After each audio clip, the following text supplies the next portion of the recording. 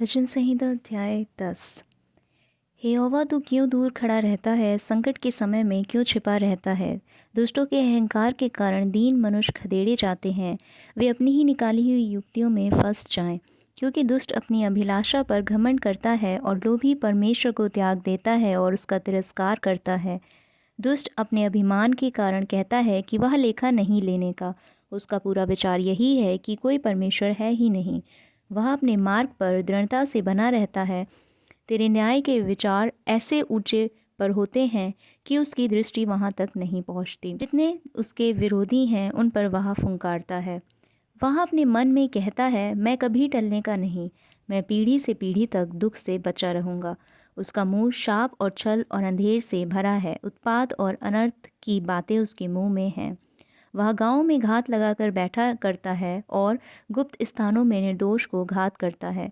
उसकी आंखें लाचार की घात में लगी रहती हैं। जैसा सिंह अपनी झाड़ी में, वैसा ही वह भी छिप कर घात में बैठा करता है। वह दीन को पकड़ने के लिए घात लगाए रहता है।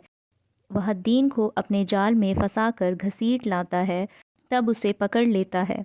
वह झुक जाता है और वह दुबक कर बैठता है और लाचार लोग उसके महाबली हाथों से पटके जाते हैं। वह अपने मन में सोचता है, ईश्वर भूल गया। वह अपना मुंह छिपाता है, वह कभी नहीं देखेगा। उठ हे यहोवा, हे ईश्वर, अपना हाथ बढ़ा और दीनों को ना भूल।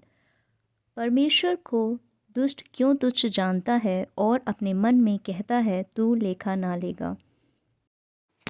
तूने देख लिया है, क्योंकि तू उत्पात और उत्पीड़न पर दृष्टि रखता है, ताकि उसका पलटा अपने हाथ में रखे।